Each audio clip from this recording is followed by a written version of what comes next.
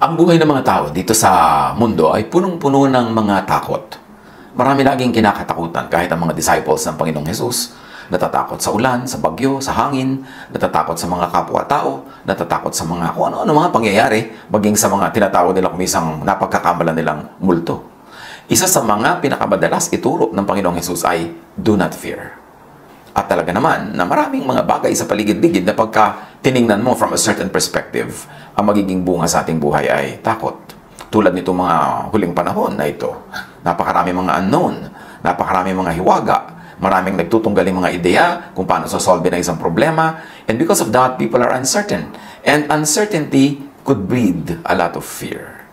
Ano ang relevance ng mga salita ni Jesus, salita ng mga ibang propeta na nakasulat sa Biblia na mahalagang alalahanin at kunitain sa pagharap sa mga bagay na kung hindi mo babantayan ay maaaring malibangka at ang maging wakas ay matakot. Ang pag-aaral natin ngayon, pagbalik sa isang napakahalagang katuruan ni Jesus. Do not fear, huwag matakot. At yan ang isa naman talaga na madalas sinasabi ni Jesus, do not fear. 1 John 4:18, walang kasamang takot ang pag-ibig at pinapawi ng ganap na pag-ibig ang anumang takot. Hindi pa ganap ang pag-ibig ng sinumang natatakot sapagkat ang takot ay kaugnay ng parusa. At very relevant yan sa mga nangyayari ngayon sa mundo. Marami mga relihiyoso, natatakot na nga ang kapwa, marami na nga uncertainties, marami mga difficulties and hardship, tapos sasabihin pa nila pinaparusahan ng Diyos ang mundo, pinaparusahan ng Diyos ang tao. At pagka nailagay mo yung element ng parusa ng Diyos, lalo kang matatakot. Kasi syempre nakakatakot, parang Diyos ang kalaban mo. Parang Diyos ang nagbibigay ng mga problema at parusa. Anong laban natin doon? Pero sinasabi ni Jesus, no, no, no, no. Pagka natatakot ka pa, hindi mo pa naiintindihan ng love. Hindi mo pa naiintindihan ng love of God. Hindi ka pa umiibig sa Diyos ng ganap to the point na nagtitiwala ka ng ganap. Ano man ang mangyari, agree ka man o hindi, inconvenient man o hindi, agree ka na mahal ka ng Diyos. Therefore, walang papayagan ng Diyos na mangyari sa iyo na walang relevant sa kanyang pag-ibig. Pag naging malinaw sa atin, natanggap natin, at nabuhay tayo sa katotohanan, mahal tayo ng Diyos, maraming takot ang mawawala sa buhay. Kaya ang lagi nating alalahanin, mahal tayo ng Diyos, hindi yun nagbabago, at ang pag-ibig ng Diyos ang nag-ahari sa ating buhay kahit sa mga paraang hindi natin nauunawa, hindi natin naiintindihan. Kaya mahalaga yung faith, mahalaga yung pananalig. Psalm 91:3-6, surely He will save you from the fowler's snare and from the deadly pestilence. So, dalawang panganib ang ina-address dito ng sumulat ng mga awit na ito. Na ililigtas tayo ng Diyos sa mga likha ng tao na mga panganib tulad ng mga bitag. At ganoon din naman sa mga hindi mo malaman kung saan galing tulad ng mga pestilences, tulad ng mga salot na hindi mo malaman kung saan nagmumula. Maging ang mga scientists ay hindi lagi nag-agree kung saan ito nagmumula, anong gagawin dito. Pero iisa ang katotohanan na ang Diyos daw ililigtas tayo. Maraming paraan ng pagliligtas ng Diyos. Merong sinasagip ka talaga doon sa immediate threat. Meron naman na ang nangyayari, parang ginugupo sila ng threat hanggang sumakabilang buhay sila. Pero di ba ang ending din nun, babalik ka rin sa Diyos, sasagipin ka rin ng Diyos, sa Kanya ka rin pupunta. Pag nilawakan natin ang ating pananaw, na ang kaligtasan sa problema ay maaaring immediate na pag-extract sa iyo ng Diyos mula sa problema, o yung problema ay parang sa biglang tingin ay nagwagi, nabawian ka ng buhay, pero ang ending, di ba, babalik ka rin sa Panginoon. Hindi natin lagi gustong yun ang mangyari. Kasi ang gusto natin na ending ay yung gumaling ka bigla at humaba pa ang iyong buhay. Pero kahit ano naman ang ihaba ng buhay na ito, ang ending pa rin ay babalik pa rin tayo sa Panginoon. Sa pagpapatuloy ng Psalm 91:3-6, He will cover you with His feathers, and under His wings you will find refuge. His faithfulness will be your shield and rampart. Itinulad ang Diyos sa isang agila o sa isang inang manok o sa isang ibon na nililimliman niya, nilulukuban niya ng kanyang pakpak, ng kanyang mga balahibo, ang kanyang mga anak para mga ito ay huwag mabasa, huwag maginaw, huwag na matakot sa hangin, at huwag madagit ng kalaban. Ito ang inihalin tulad nitong psalm sa pag-ibig ng Diyos. Tayo ang kanyang lulukuban, ipagtatanggol, ipoprotect. You will not fear the terror of night, nor the arrow that flies by day, nor the pestilence that stalks in the darkness, nor the plague that destroys at midday. So 24/7, anumang oras, anumang uri ng panganib, hindi daw tayo mabubuhay sa takot kung aalalahanin natin ang pag-ibig ng Diyos, ang proteksyon ng Diyos, at ang kanyang walang hanggang mabuting kalooban para sa atin. Kahit sa biglang tingin, hindi tayo agree na mabuti ang nangyayari sa ating buhay. Pero alam niya ng Diyos, and when God allows it, ang kailangan umandar sa ating buhay, pagtitiwala.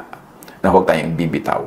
Mas malakas ang hangin, mas kumapit tayo sa Diyos. Mas madilim, mas kumapit tayo sa Kanya. Mas hindi natin nauunawaan na nangyayari, mas humihirap, mas lalo tayong kumapit sa Kanya. Yun ang sagot sa fear.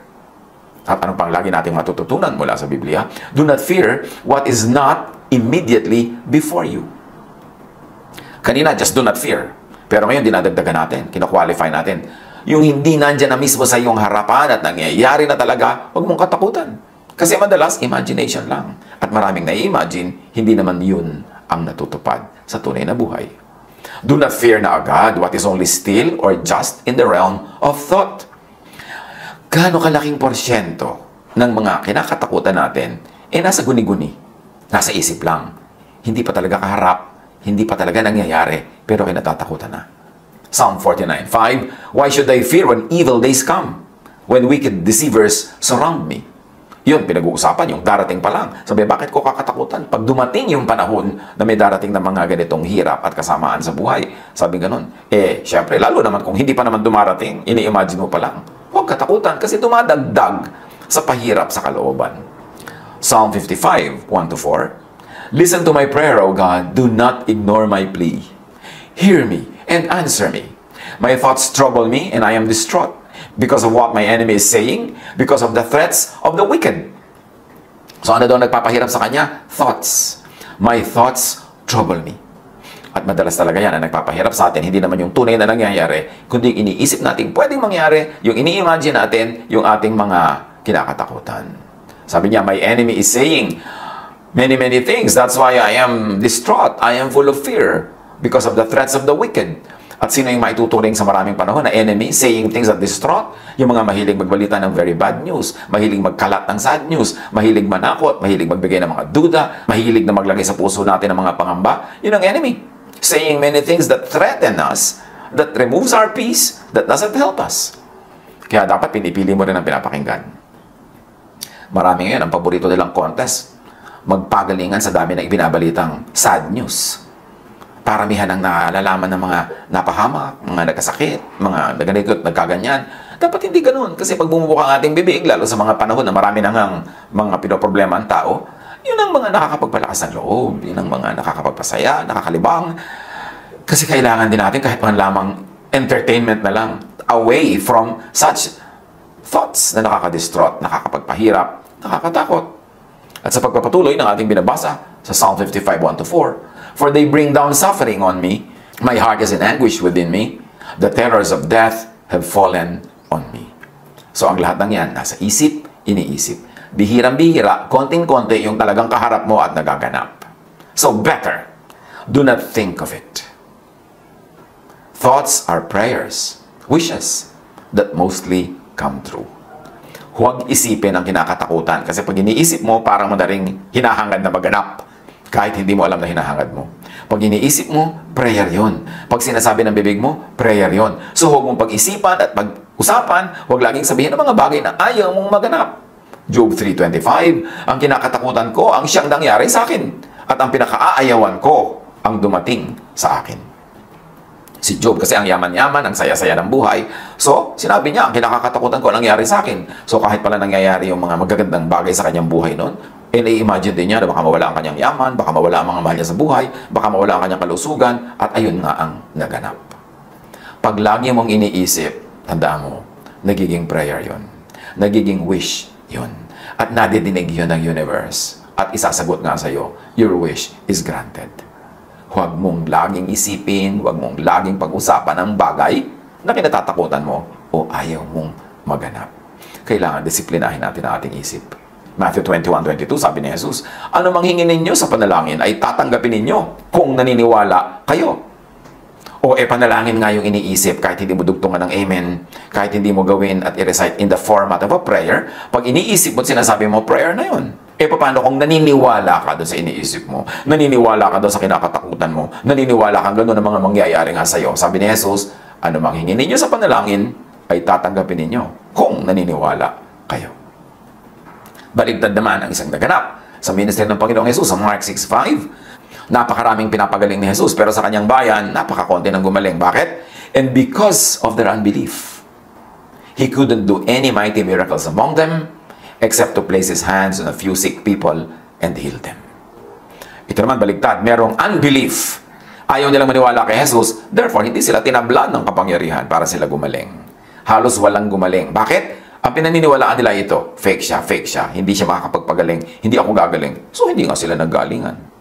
Ikaw man at tumatanggap ng gamot, naniniwala ka, fake to, hindi ito tatalab. Bakit nga tatalab sa'yo? Yun ang iniisip mo. Ang iniisip at pinaniniwalaan nagaganap. Isang malaking hiwaga yan. Pero hindi na natin yan huhukayin ngayon yung hiwaga na yan. Sapat na sabihin natin kung ayaw mong maganap, huwag mong isipin. Huwag niyong pag-usapan. Yung gusto niyong maganap, ang lagi mong isipin at pag-usapan. At kung ikay laging hindi naniniwala, hindi ka nga tatablan, maski ng himala. Lalo pa, ng gamot lamang. Proverbs 4:26, give careful thought to the paths for your feet, and be steadfast in all your ways. Bantayan ang dadaanan ng paa. Pero yan ay isa lamang kalinghaga. Bantayan ang pupuntahan ng isip. Kasi susunod ang katawan, susunod ang paa, susunod ang buhay. So kung anong gusto mong maganap, whatever is true, whatever is lovely, whatever is praiseworthy, think about such things. Diyan tayo pwedeng kumilos na we were created in God's image. There is a part of God that was given to us in creation. At isa yan siguro, napakadaming example na magpapatunay na ito nga yun na ang paniniwala natin is power. Ang faith natin is power. Ang words natin are power. So when you say these words, they happen. When you believe in this, it happens. Sabi ni Jesus, when you believe, you can turn this mountain into something that will jump into the sea. It will. Kasi naniniwala ka. Merong part of God in you na very powerful.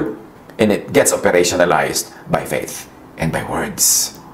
Think only of what you want to happen. Not what you do not want to happen. Pero pag inobserbahan natin ang buhay, baligtad na nangyayari araw-araw. Ang laging topic sa news, yung ayaw natin mangyari. Ang topic ng mga usapan, yung ayaw natin mangyari. Ang laging pinag-uusapan, yung negative, yung nakakatakot. Ito yung nga nagaganap madalas. Kailangan ng disiplina ng isip. The real battleground is in the mind. Sabi, our battle is not against flesh and blood, but against principalities in the air. Against thoughts, against spirits in the mind. Kailangan kontrolin ang isip, ang puso. Kasi ang namumugad dyan na ideya, yun ang magaganap sa buhay. Psalm 51:10, create in me a pure heart, O God, and renew a steadfast spirit within me. A pure heart, hindi lang yung pure in terms of religious morality, kundi pure in terms of God's love, trust in God, faith in God. At yun ang laging espiritong dapat ay mulit-muli binubuhay, pinapalakas sa ating damdamin, yung pananalig sa Diyos. Yung purity, ibig sabihin hindi tayo diluted by negative things, by evil thoughts, kundi by godly thoughts. Matthew 9:4, knowing their thoughts, Jesus said, why do you entertain evil thoughts in your hearts? And if we can extend the application, why do you entertain negative thoughts? Why do you entertain fear? Why do you entertain doubt? Yan ang papasukan ng mga bagay na hindi ka nais-nais sa inyong buhay when you open the doors of your heart and your mind to negative things. Matthew 9:28, pagpasok ni Jesus sa bahay, lumapit sa kanyang mga bulag. Tinanong sila ni Jesus, naniniwala ba kayo na mapapagaling ko kayo? Opo, Panginoon, sagot nila. At sabi ni Jesus, according to your faith, it will be done to you. Kung naniniwala kayo 100%, gagaling kayo 100%. Naniniwala kayo 50%, gagaling kayo 50%. Hindi kayo naniniwala, 0 ang paggaling ninyo. Wala. According to your faith, it will be done to you. Yes, God is there. Yes, Jesus is there dispensing power. But you are the other half of the team. You have to believe in God. You have to believe in Jesus para yung power na yon magkatotoo sa iyong buhay. Nakita mo sa kanyang hometown, yung power niya, hindi sapat para pagalingin yung mga tao doon. Kasi dapat sang-ayon sila, dapat payag sila, dapat meron silang assent, dapat meron silang pagsang-ayon, meron silang pananalig. And without that, hindi ka naman bigla-biglang babaguhin o papagalingin ng Diyos na ayaw mo naman o hindi ka naman naniniwala. Kasi meron tayong free will. Ibinigay din niya yan as part of our being made in the image of God. So yung free will na yon kailangan gamitin mo to obey God's will, to abide in God's love, para katablan ng kapangyarihan na ito. Believe in what you want. Believe in what you wish for. Psalm 27:3, though an army besiege me, My heart will not fear. Though war break out against me, even then I will be confident. At kung bibigyan natin ng extension ng application, though an army of bad news besiege me, my heart will not fear. Though war break out against me, though media wars break out against me, info or misinfo wars break out against me, even then, I will be confident. Kaya mahalaga nakababad tayo sa tunay na salita ni Jesus, hindi sa fake news, hindi sa false news. Dapat nakababad tayo sa katotohanan. At kasama ng katotohanan, of course, is scientific knowledge. Dapat ang ating mga pinaniniwalaan ay based sa science because God is the author of science. God is the author of natural law. May mga nagtatanong, naniniwala ka ba sa gamot na ito o hindi? Kasi sabi ni ganun, magaling. Sabi ni ganyan, hindi daw magaling. Sabi ko, anong sabi ng science? Although, of course, kung minsan akala mo science, yung pala fiction.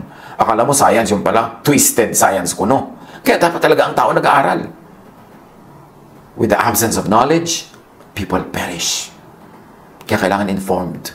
Hindi tayo naniniwala agad-agad sa chismis, sa mga patotoo nito, patotoo ni ganyan, na very, very subjective and personal lang. Kailangan may science. Mark 5:36, overhearing what they said, Jesus told him, don't be afraid, just believe. So kailangan naniniwala. Kailangan we surround ourselves with truth, with positive truth. Kasi may truth din naman na negative, yung nakakatakot, yung nakakapangamba. Pero bakit yun ang lagi mong titingnan? Bakit yun ang lagi mong pagtutuunan ng pansin, tititigan? Hindi yun ang magiging reality mo. Mark 9:23, if you can, said Jesus, everything is possible for one who believes. Sabi nung nagpapagamot kasi sa kanya, if you can, please heal us. Sabi ni Jesus, if you can, if I can, of course I can. But the question is, do you believe? It is not enough that I can. Kumbaga sinasabi ni Jesus, I can, but do you believe? Because if you do not believe, I won't. Hindi ka tatablan ng kapangyarihan na ito kung di mo tatanggapin. Kailangan buksan mo ang iyong puso o yung isip sa isang katotohanan para ito tumalab sa iyo. Sadly, ang daming tao nakabukas yung isip at puso sa mga negative things. Kumisan, false things pa nga. Fake news pa nga. Yun tuloy ang tumatalab sa kanilang buhay. Ang nagiging bunga, takot, pangamba, nervyos, hopelessness, depression. Sunod-sunod yan. Magtutuloy-tuloy yan dyan pagka hindi natin inawat, hindi natin pinigil. Kaya kailangan, nagsisimula pa lamang na lumipad sa ibabaw ng ulo natin yung mga negative thoughts, tinataboy mo na. You cannot stop birds from flying over your head, sabi ni Luther. But you can stop them from nesting in your hair. Hindi napipigil na may lumipad na ibon sa ibabaw ng ulo mo. Pero dapat pigilan mo na magpugad yan sa iyong buhok. Kung may buhok. O magpugad yan sa iyong anit. Kasi siya na mag-ahari sa iyong buhay. Pamisa-misan may tumatawid sa isip natin na pangamba, nervyos. Pero tinataboy mo agad. Hindi mo na ina-entertain pa, pinapopo, pinagkakape, pinu-foot massage mo. Nagtatagal tuloy tayong umalis. Paalisin agad. Ganyan din yung mga tao na dadating sa buhay mo through social media o through physical visit, which is rare now but can still happen. Darating sa buhay mo, ang daladala negative, itaboy mo agad. Kasi pag alis yan, ang naiwan sa'yo, takot, nervyos, duda. Gusto mo ba yun? John 11:40, then Jesus said, did I not tell you that if you believe, you will see the glory of God? So again, pinakakadiin-diin ni Jesus, believe. Believe in what you want to happen. Believe in what God wants to give to you. Because belief makes things happen. Hindi nare-realize ng maraming tao. Merong napakalaking kapangyarihan na hawak sila. At ito ay belief. Ito ang laging inaagaw ng kaaway, yung belief. Imbes tumingin ka sa Diyos, pinapatingin ka niya sa kadiliman. Imbes tumitig ka kay Jesus, pinapatitig ka niya sa hangin, sa bagyo, sa alon. Kaya si Pedro lumubog sa tubig dahil una nakatitig siya kay Jesus, tapos biglang tumitig siya sa alon, tumitig siya sa hangin, tumitig siya sa nakakatakot, edi lumubog siya. Kanino tayo laging tumititig? Ano ang lagi natin pinag-uusapan? Ano ang lagi nating inuungkat-ungkat? Dapat yung gusto natin mangyari, yung magandang mangyari. Yun ang paniwalaan, yun ang pag-usapan, yun ang sabihin, yun ang nagiging prayer. At kung naniniwala ka sa prayer na yan at ipinagpe-pray mo, yun ang magiging reality mo. Matthew 8:13, at sinabi ni Jesus sa opisyal, umuwi ka na. Mangyayari ang hinihiling mo ayon sa iyong pananampalataya. Sa oras ding yun ay gumaling ang katulong ng kapitan.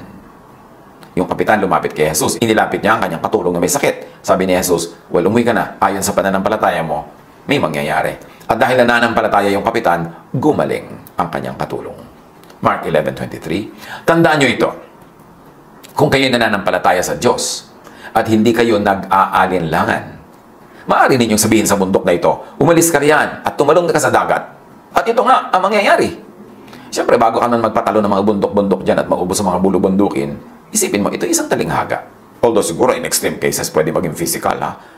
Pero mas applicable na isipin ito isang talinghaga. Na isipin mo lang na yung inaakala mong imposible ay posible sa Diyos. Ano man yun. Mark 11:24. Kaya sinasabi ko sa inyo, ano man ang hihingin ninyo sa inyong panalangin, maniwala kayong natanggap na ninyo at matatanggap nga ninyo iyon. Nakita niyo yung sikreto dito, mga kapatid? Ano man ang hinihingi pa lang, paniwalaan yung tapos na, natanggap nyo na, past tense na, magpasalamat na kayo. At pagkatapos, matatanggap nyo yun. See faith at work. Pinaniwalaan mo na, pinagpasalamat mo na, hinanda mo na yung loob mo, nakakasana ang buhay mo doon sa sagot na yun ng Diyos. Yun ang mangyayari. Pero kung nagdasal ka, tapos hindi ka naman naniniwala mangyayari, duda ka ng duda, ano mangyayari sa buhay mo? Di wala. Control your thought. Do not let thought deceive you. Maraming panlilin lang ang isip. Kasi ang isip nakadepende yan sa anong nadinig, anong nakita. Marami tayong nakikita, magic lang pala. Trick lang pala. Bilis lang pala ng kamay. Marami tayong naririnig kasi nungalingan lang pala. Pero very convincing, akala mo totoo. Hindi tayo lagi magtitiwala agad sa nakikita, sa nadirinig, sa naaamoy, sa iniisip, sa ini-imagine. Proverbs 23:33. You will see weird things and your mind will play tricks on you. Ang isip mismo natin ang maglalaro sa atin. Paglalaroan tayo ng ating guni-guni. Ang dami-dami mga nagseselos, selos na selos. Sure na sure sila sa kanilang selos. Pero guni-guni lang nila. Hindi laging totoo yung mga feminine intuition. Although marami dyan nagkakatotoo at totoo talaga. Pero hindi lahat. Kasi marami rin guni-guni. Magi ang mga kababaihan na guni-guni lang. Tapos paniwala na sila ng aaway na, ng gugulo na, guni-guni pa lang. Your mind will play tricks on you. Mahalaga to be informed with true knowledge, with the best knowledge available. Huwag tayong magpadala sa ating guni-guni. Job 20:2. My troubled thoughts prompt me to answer because I am greatly disturbed. So sige, dahil troubled ang thoughts niya, troubled ang lahat ng nangyayari sa kanyang buhay. Payapain ang isip, magpahinga, matulog. Tanggalin ang mga nagpapatakot sa atin na ayaw tuloy tayong patulugin. Kasi mas puyat ka, mas hindi ka tulog, mas magulo yung pag-iisip. Mahalaga ang pahinga. The Lord is my shepherd, I shall not want. He leads me beside still waters. He restores my soul. Yan ang ginagawa ni Jesus. Pinagpapahinga tayo at pinananariwa ang ating espiritu upang tayo makapag-isip ng tama, makapagdasal ng tama, makapag-imagine ng tama para yung magagandang tama na yun ang maghanap sa ating buhay. Proverbs 4:23, above all else, guard your heart, for everything you do flows from it. Or we can use interchangeably, guard your mind. Guard your mind, for everything you do flows from your thoughts. So control your thought. Do not let thought control you. 2 Timothy 1:7, sapagkat ang espiritong ibinigay sa atin ng Diyos ay hindi espiritu ng kahinaan ng loob, kundi espiritu ng kapangyarihan, pag-ibig, at pagpipigil sa sarili.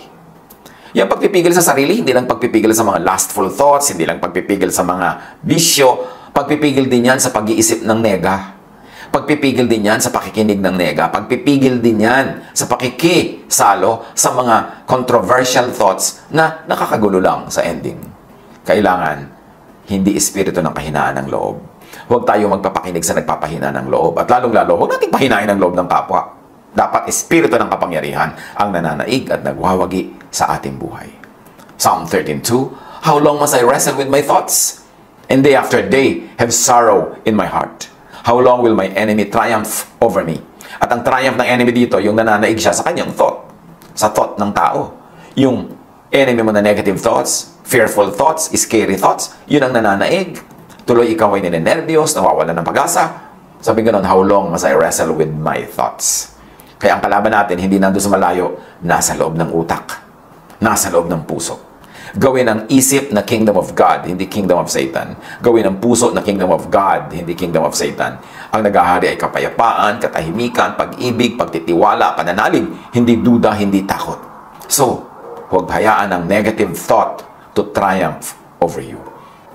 Psalm 55 verse 2, Hear me and answer me. My thoughts trouble me, and I am distraught. Kung meron tayong dapat laging bantayan, yung laman ng isip. Yung pumapasok sa isip, yung kumakatok sa pintuan ng ating isip. Tanggihan. Kung nasa loob na, palabasin, itaboy. Huwag tayong pumayag ng ating isip ay maging trono ng nega. Control your thought. Do not let ungodly, negative thought shape your life. Huwag gawin na amo ang takot, na lahat ng ginagawa natin dahil sa takot. Lahat ng ginagawa natin dahil ninenervyos tayo, kasi lalo lang tayo magkakamali-mali, magkakabisa-bisala, magkakalito-lito. Sikapin na lagi makapag-isip ng malinaw. Proverbs 23:7, For as he thinks within himself, so he is. Kung paano ka mag-isip, yun ka, yun ang buhay mo. Proverbs 4:23, Be careful how you think. Your life is shaped by your thoughts. And syempre, ang thoughts natin is shaped by what we hear, by what we see, what we touch, what we smell, what our senses perceive.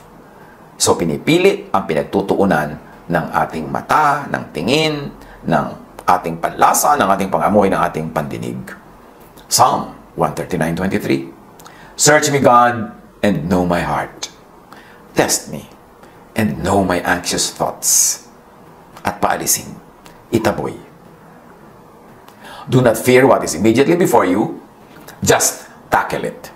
Sabi natin kanina, do not fear. And then do not fear what is not immediately before you. Ngayon, kahit nandyan na, nangyayari na, totoong-totoo na, huwag pa rin matakot. Tackle it. Solve it. Use godly wisdom. Use scientific knowledge. Use practical knowledge to solve whatever scares you. 1 Peter 3:13, Who is going to harm you if you are eager to do good? If you are eager to think positive, therefore to pray positive, positive things can and will happen in your life. Huwag magpadaan na tayo natataranta. Nawawalan tayo ng magandang desisyon. Payapain ang sarili. Think of what you have to be tools in solving your issues, and then tackle the issue with God's help. Equipped with knowledge. Equipped with a sound mind and with a strong faith. Psalm 37:3, Trust in the Lord and do good. Dwell in the land and enjoy safe pasture. Psalm 112:6-7, Surely the righteous will never be shaken. They will be remembered forever. They will have no fear of bad news. Their hearts are steadfast, trusting in the Lord. Pag meron tayong magagawa, pairalin natin yung pananalig at gawin natin ang kaya natin gawin. Pero sa mga paminsan-minsan na wala tayong masyadong magawa, o wala talaga tayong magawa, lalo naman na pairalin ng pananalig, pagtitiwala, at hayaang Diyos ang gumawa. Isipin kung ano pa rin yung positive, kung ano pa rin yung maganda, kung ano pa rin yung kanais-nais, at yun ang laging ipanalangin. If you can solve it, leave it as it is. Nature will solve it. Ang participation naman natin sa healing, participation natin sa problem solving, it has limits. It's only up to a point. Darating at darating yung puntong hanggang doon lang ang kaya natin gawin. Bibitaw na tayo dahil hindi na natin kayang may gawin pang dagdag, at ipapaubaya na natin sa Diyos, sa kalikasan, sa creation, ang paglutas ng challenge. Philippians 4:7, At ang kapayapaan ng Diyos na hindi kayang maunawaan ng tao, ang siyang mag-iingat sa inyong puso at pag-iisip dahil sa inyong pakikipag-isa kay Kristo Jesus. Kung dumating sa point na hindi tayo malakas, wala tayong lakas, wala tayong magawa, lalo naman na gawing partner si Jesus. And this time, magiging silent partner ka lang. Si Jesus ang lahat ng gagawa ng practical things. Ang Diyos ang kikilos, the laws of nature set by God will work, at ipaubaya sa Diyos, ipaubaya sa kamay ng Diyos ang mga mangyayari kung wala ka talagang magawa sa point na ito. Madalas naman meron tayong magagawa, madalas naman meron tayong kasama at katulong at kapartner. Pero kung paminsan-minsang dumarating sa point na parang wala ka talaga magawa, wala kang kakayanan, wala kang kapangyarihan, wala kang resources, nandyan ang Diyos. Hindi yun naiiba. Sa Kanya pa rin umasa, sa kanya tumawag. At saan man niya dalin ang takbo ng kwento, lalo't kung siya na ang mag-isang gumagawa at hindi na tayo nagpa-participate dahil wala tayong kapangyarihan sa oras na yon, kung saan man niya dalin ang ending ng kwento, magtiwala, manalig, at ipasa Diyos ang magiging bunga ng lahat ng nangyayari. Psalm 94:19. When anxiety was great within me, your consolation brought me joy. Yun ang gawin natin. May mga tao na kuminsan dumarating sa mahirap na sitwasyon. You are not in control of your environment. You are not in control even of your body. You are not in control of the situation. But God is in control. At yan ang pinakamahalagang maalala. Masarap syempre, may control ka sa buhay mo. Yung nakakain mo gusto mong kainin, nakakahinga ka sa paraan na gusto mo, nakakakilos ka. Pero may mga point sa panahon na hindi laging ganun na nangyayari. Pero doon lalo magtiwala sa Diyos. Doon lalo pakilusin ang Diyos. At siya ang mag-isang gumawa without our participation at hindi naman pwede magkamali ang Diyos. Kahit pa nga ang pagdala niya sa atin, hindi yun ang gusto natin puntahan, hindi yun ang nasa isip natin, hindi yun ang ideal, pero ipagtiwala sa Diyos.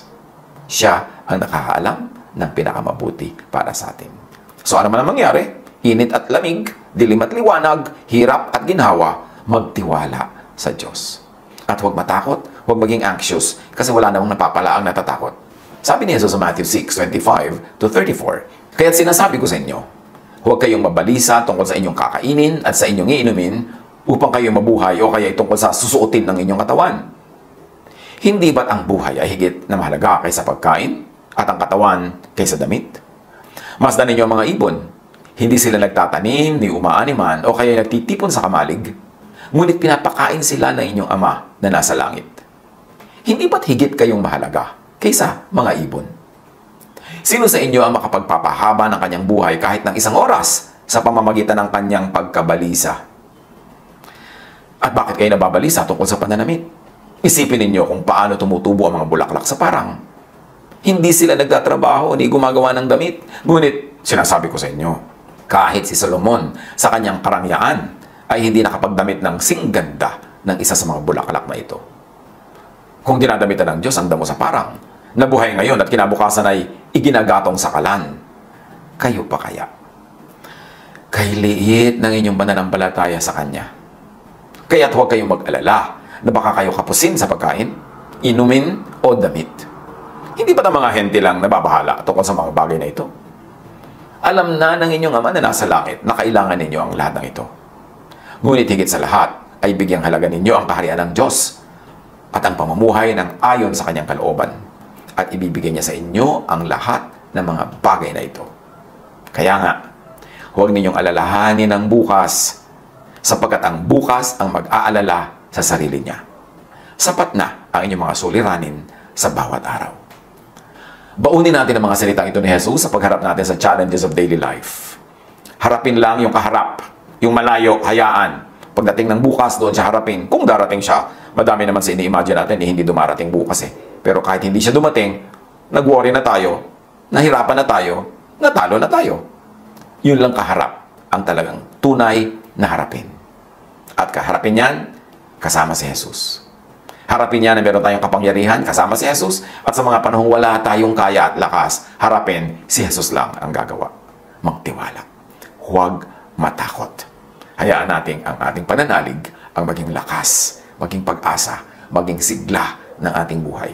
Sa pagharap sa anumang uri ng challenges, yung challenge man ng panahong ito o ng mga iba pang panahon. Control your thoughts. Submit, surrender your thoughts to Jesus. And let the power of Jesus give you happiness, give you cheer, give you hope. God bless us all.